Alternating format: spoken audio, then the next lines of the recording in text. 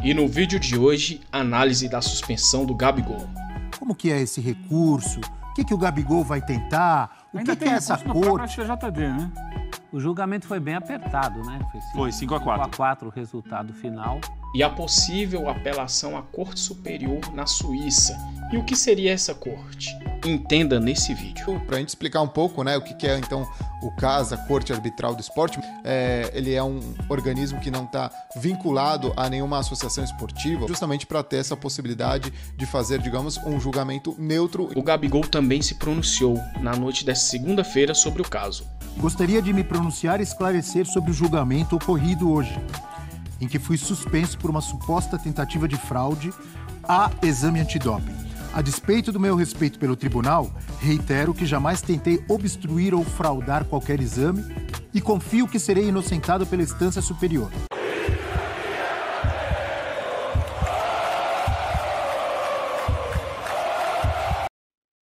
Opa! Salve nação! Bem-vindos a mais um vídeo no seu canal Rubro-Negro, Panelinha Flamenguista.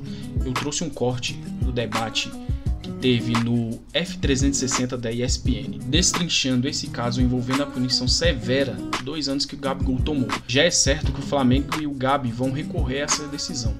E confesso a você, meu amigo, que estou bem mais otimista. Veja até o final do vídeo e conte também se você está otimista que o Gabigol pode ser absolvido. Os créditos desse vídeo vão aos canais ESPN, link na descrição como crédito. Se você que está vendo esse vídeo que não é inscrito, se inscreva no canal. Aqui tem notícia todos os dias do nosso Mengão e é feito de rubro-negro para rubro-negro. E você que já é inscrito, meu muito obrigado. Deixe seu joinha, seu like, comente no vídeo deixando sua opinião. Grande abraço, vamos pro vídeo. Apesar da elegância, o momento não é bom do Gabigol, porque acaba de ser punido até maio do ano que vem sem jogar por ter burlado o exame antidoping. Essa é a alegação. E a gente tem o procurador do STJD que ontem participou conosco aqui nos canais ESPN, no ESPN FC, João Guilherme Guimarães, falando sobre o que aconteceu com o Gabigol. O primeiro ponto aí que a gente precisa dar uma desmistificada na dopagem diz respeito a se é doping ou se não é, se é caso de uma infração à regra antidopagem ou não. O instinto, digamos assim, do ser humano já nos leva àquela posição de que é a presença ou o uso de uma substância que leva a pessoa a uma infração à regra antidopagem. Não. Nós temos 11 infrações que configuram a infração à regra antidopagem. A fraude é uma infração à regra antidopagem, assim como a fuga também é, a cumplicidade também é, a administração de medicamentos de forma equivocada também é. Se foi caracterizada a fraude no processo pelo tribunal, o Gabigol ele cometeu uma infração à regra antidopagem. Isso precisa ficar muito claro. Para a fraude, ela vai de 4 a 2 anos. Sim, você pensa na dopagem sempre ao inverso. Você começa da mais alta e vai regredindo. Ele pegou a sanção mais leve se você analisar friamente o código. Mas voltando ao assunto Gabigol, a gente tem a nota do Gabriel Barbosa falando sobre o que aconteceu e o que ele pensa em fazer daqui para frente. Gostaria de me pronunciar e esclarecer sobre o julgamento ocorrido hoje, em que fui suspenso por uma suposta tentativa de fraude a exame antidoping. A despeito do meu respeito pelo tribunal, reitero que jamais tentei obstruir ou fraudar qualquer exame e confio que serei inocentado pela instância superior. Desde o início da minha carreira como jogador, sempre segui as regras, nunca utilizei substâncias proibidas. Já fui submetido a dezenas de testes, todos sempre negativos, o que reforça meu compromisso com meu clube e com o torcedor. Estou decepcionado com o resultado do julgamento, diz o Gabigol, mas seguirei cooperando com as autoridades esportivas e confiante de que minha inocência será comprovada e restabelecida pela instância superior. Agradeço a todos pelo apoio neste difícil momento. Gabriel Barbosa. Daí a manifestação do Gabigol, a instância superior a que ele se refere é a Corte Arbitral do Esporte, é isso? Isso. Não estou falando bobagem, né? É isso, que o Flamengo, o Gabigol, né, vai entrar com recurso. E até para falar sobre esse assunto, para esclarecer um pouco mais, como que é esse recurso, que o Gabigol vai tentar? O Ainda que tem é essa recurso no próprio corte? STJD, né? Tem? Tem. Antes disso? Antes disso. O julgamento foi bem apertado, né? Foi 5-4. 5-4 o resultado final. O problema, o Linares até vai falar mais disso, mas o problema é que ele deu muita brecha. Ele passou por cima de uma série de normas. Eu acho que foi mais por soberba, Não permitiu na verdade. que a pessoa lá responsável pelo teste entrasse com ele.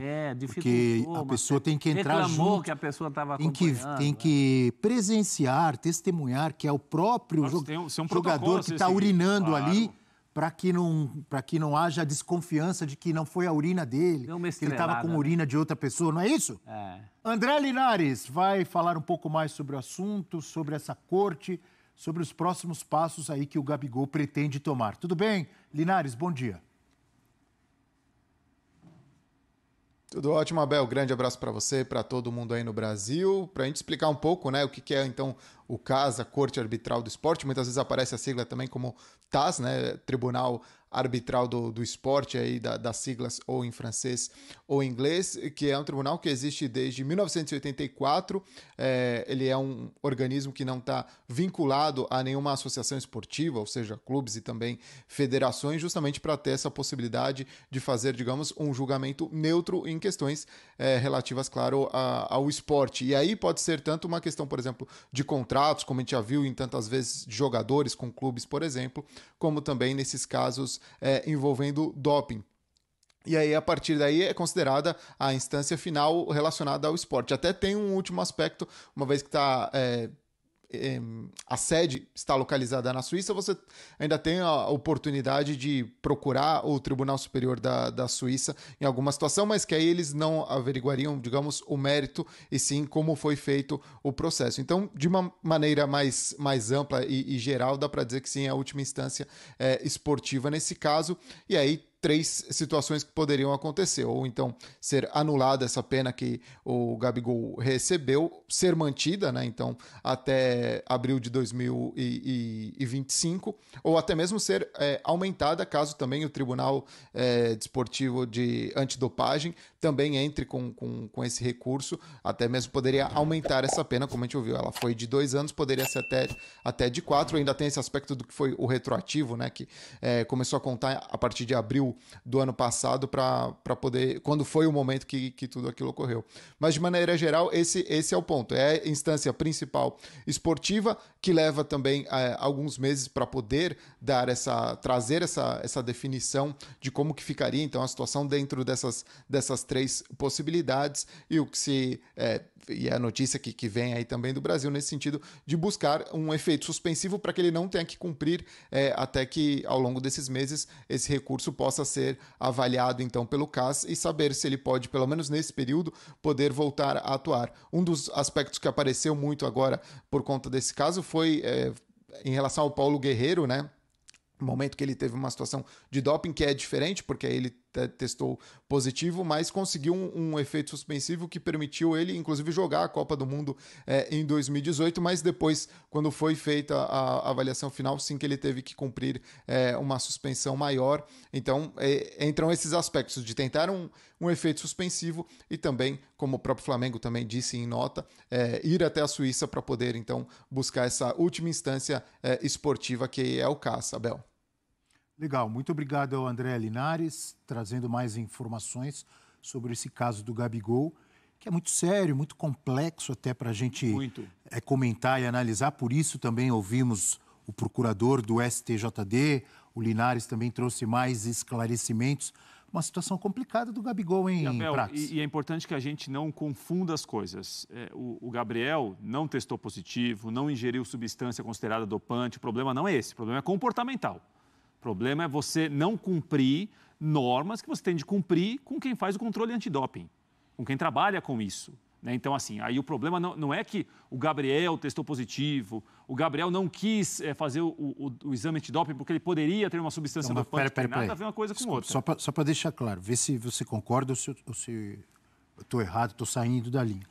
Você tem total razão, não testou positivo. Agora, é uma obstrução. Mas ele não cumpriu as claro regras que são necessárias para que você prove que você não. Exato. Ele deu a brecha para desconfiança. É isso, veja bem. Tá certo? Quando se fala ali em fraude e obstrução, é exatamente isso. Porque isso é comportamental. Você tem normas a ser cumpridas, regras a ser cumpridas. E isso não foi. Né? E ele vai agora recorrer, apresentar a defesa dele, enfim, cabe recurso. Porque muitas vezes a gente vai ouvir o seguinte, o Gabriel então, ele quis mudar o horário, não cumpriu normas porque ele ingeriu substância dopante. Não é esse, a questão não é essa. Não, isso não existe. A questão é comportamental, é como ele se comportou diante de normas e regras que não foram cumpridas. Eu acho que é mais por soberba, por máscara mesmo, naquele momento.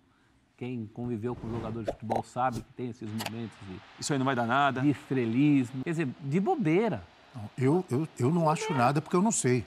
Não, mas isso está no... Não sei se foi mal, não sei. Eu sei que isso tá no... não agiu corretamente, pelo que está sendo alegado. Sim. Isso está no processo. O que foi analisado para chegar à condenação passou por tudo isso. É um passo a passo de desleixo, de descaso. Mas, eu quero entender, isso faz parte da carreira não só do jogador de futebol, do atleta.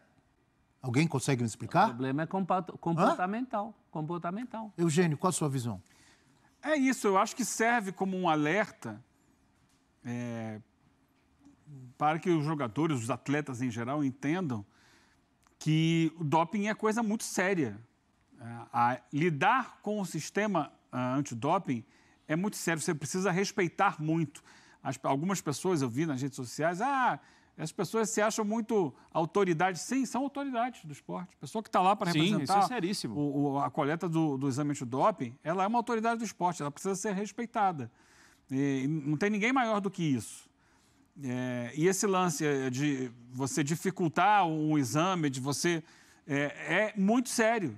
É levado com muita seriedade no mundo inteiro. Há casos de atletas já suspensos no mundo por situações parecidas e foram afastados, inclusive, né, em outros esportes. No ciclismo isso acontece muito, né? Eu estava vendo o Bruno Vicari, que acompanha muito o mundo do ciclismo, falando, teve um atleta que ele foi suspenso porque ele não comunicou o local correto onde ele estava treinando. Porque cada um treina por sua... Porque ele tinha que comunicar para caso houvesse uma abordagem surpresa do sistema antidoping, ele devia estar naquele local indicado, ele estava em outro local. Então, só por isso ele já foi punido. Nós tivemos casos de jogadores flagrados em doping no Brasil antes, mas até de clubes grandes, até no próprio Flamengo. O Atisson enfrentou um processo, né, na época que estava no auge da carreira dele. O Dodô, quando estava no Botafogo, também enfrentou processo. E eles conseguiram reverter isso em julgamentos em segunda instância dentro do Brasil mesmo, na época no STJD. Agora, tendo que ir para a Corte Arbitral do Esporte, não há garantia de que... Porque, assim, esse assunto é levado com muita seriedade. Muito, e tem de ser, né? Na Europa. Muita seriedade, muito rigor na Europa. Então, não há garantia de que ele, no CAIS, ou TAIS, como você preferir, vai conseguir reduzir essa pena. E isso fica como um exemplo de que não brinca com os caras. Não brinca porque é sério, porque essa é uma corrida do mundo para tentar evitar que pessoas levem vantagem indevida no esporte. Então, está sempre essa corrida. O cara que está bolando novas formas de fazer o doping com o pessoal do antidoping tentando acompanhar para ver o que acontece. Quando você não leva com a devida seriedade uma abordagem como essa, como parece que foi o que aconteceu com o Gabigol, a coisa fica muito séria mesmo. Muito séria mesmo. Que grande vacilo, né? Lembrando que o Gabigol tem contrato com o Flamengo até o final deste ano, até dezembro, né? E essa punição vai até o ano que vem, até maio do ano que vem, não é isso? Uhum. Tem que ver como é que vai ficar essa situação contratual dele, né? Lembra, a suspensão é por 2 anos, mas ela começa a contar quando do exame não feito de uma maneira que eles não consideraram a ideal. Então, teoricamente, já tem 1 ano cumprido disso, né? E aí tem mais 1 ano a partir daqui. Eu, sinceramente, não consigo entender. Tem 1 ano cumprido, mas ele continua jogando? Ele jogou, É 1 ano... Cumprido como? É 2 anos a partir daquele momento da coleta. E vai ser cumprido a partir de agora. Vamos ver o que vai acontecer. Na verdade, vai ser 1 ano e pouco. Seguir cenas dos próximos campeonatos. Vai. Acaba sendo menor, né? acaba sendo menor do que Conta como quando você preço, olha né? aquele impacto de 2 anos. E lembrando que o caso de reincidência é até para encerrar a carreira. Na verdade, conta como prescrito, porque ele não cumpriu. É o anterior, né? Agora, eu acho que Não entendi o que você falou de acabar a carreira, não entendi. Se você tiver uma reincidência, for novamente punido... Não é o caso por questão dele. de doping, não é o caso dele, mas com outros atletas pode acontecer. De novo, por causa de doping, pode até ensejar um banimento do esporte. O Pogba não foi doping? Que ele tá suspenso agora? O Paul Pogba, o francês? Um bom tempo sem jogar também, né? Não é? Mas no caso dele, ele foi pego no doping, não foi isso? Sim, mas não é simples a situação, não é nada simples. É que as pessoas tendem a minimizar. Exato. Isso aí não foi... É isso aí. Mas tudo faz parte de um contexto de muito rigor e que precisa ser rigoroso, sim, para que tenha efeito, o correto efeito. Como é o Gabigol, que é um atleta muito midiático, isso ganha uma repercussão muito maior. Tem algumas questões aí, parece que Tem o Flamengo... uma pergunta aí, para você aí, Eugênio, aí, ó. Aqui, então, o Flamengo, ele pode, tem uma questão jurídica que ele pode suspender durante esse período o contrato do Gabigol E retomar quando acabar a suspensão. Retomar com os meses que faltam, a partir de a hoje? agora. Entendi. Não sei se o clube vai fazer isso. Esperar para ver o que vai acontecer. Agora, outra questão curiosa, talvez ele já tenha ficado assim um pouco abalado emocionalmente com esse caso desde que aconteceu, porque mais ou menos nessa época do ano, no ano passado, ele começa a cair de produção, né? Ué, mas ele ficou abalado com uma coisa que ele mesmo criou. Sim, mas isso gera uma... Ele gera uma criou uma coisa instabilidade emocional e tal. Zico, outro ídolo do Flamengo, esteve ontem conosco no ESPN FC e falou sobre esse caso do Gabigol. Vamos ouvir o Zico. Já vou logo dizendo, né? Se não tiver lugar para treinar, o Centro de Futebol Zico está à disposição para ele trabalhar a hora que ele quiser, de manhã, de tarde, de noite, não tem problema. Lá é a casa do futebol, então não tem problema. A gente fica muito triste com uma situação como essa. Como eu gosto dele, acho que ele é um cara que deu muito e pode continuar dando ao Flamengo, que o CFZ se coloca à disposição no que for preciso para ele, no que tiver que ajudar ele. E agora só vou dizendo, né? Nós temos uma pelada lá de quarta-feira, não vai pensar que vai ser fácil para ele jogar não, porque aí complica. Tá aí o Zico trazendo apoio, deixando o CT, o centro de treinamento que ele tem lá na Zona Oeste do Rio de Janeiro, no Recreio dos Bandeirantes, à disposição, porque é bom lembrar que a punição ela é duríssima, tão dura, que o cara não pode sequer treinar. Pode frequentar o local de Ele treinamento. não pode frequentar o local de treinamento. Foi o chamado vacilo, né? Que vacilo, né? Fica até mais simples para o Zico levar de uma forma mais leve e tal, porque de fato não houve, pelo menos a gente não tem conhecimento de que houve. A dopagem em si, como o Prates colocou, que hoje em dia com a velocidade das informações realmente tem esse risco, né? Sim. Daqui a pouco você tem que ficar convencendo as pessoas de que ele não se dopou, ou pelo menos não foi flagrado no doping. É uma outra situação. Uma situação, um vacilo, um tremendo vacilo, né? Evitável.